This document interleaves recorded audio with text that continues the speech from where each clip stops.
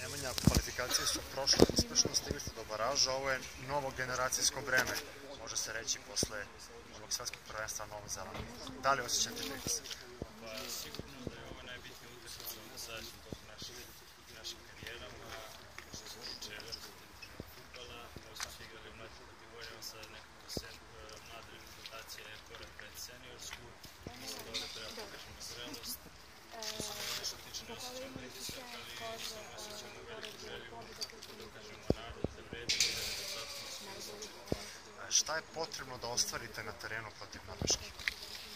Potpuno samo da igramo kao tim, da igramo svi za jednog i najbitnije da ne primimo gol.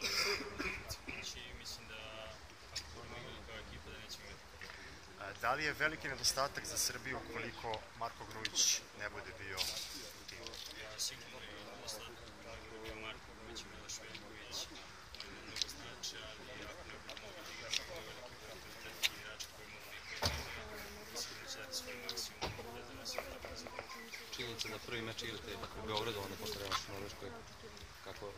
Ja mislim da prvi meč kući to može biti u jednu ruku dobro. Ja mislim svako da je najbitnije da drugu utakmicu ne primimo gol. Ja to mnogo da znači gol. I selektor i Sergej su malo pomenuli i tu podršku sa tribina, onako očekuješ da dođu navijači i da podrže vas generaciju koja je stvarno mnogo lepo ispekla. Ja mislim da će doći na stadion, pogotovo što ja reprezentacija počela da bilježi bolje rezultate i vraća se vera u naš fudbal. Svakako ima veliko očekivanje od naše generacije koja sastavlja danas kod svetskih šampionata.